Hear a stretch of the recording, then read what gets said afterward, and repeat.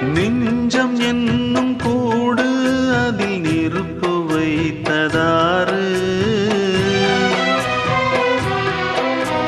துன்பம் வந்த போதும் அதை துடைப்பதிங்கு யாரு? கலங்கும் போது சேரு, அது தெளியும் போது நீரு. கடவுள் போட்ட கோடு அதை திருத்த போவதாறு? வெந்த புண்ணும் ஆறிடுமா?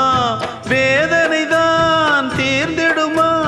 விண்ணுக்கும் மண்ணுக்கும் சம்பந்தம் உண்டுன்னு சொன்னது யாரு? அது மன்னவன் பேரு.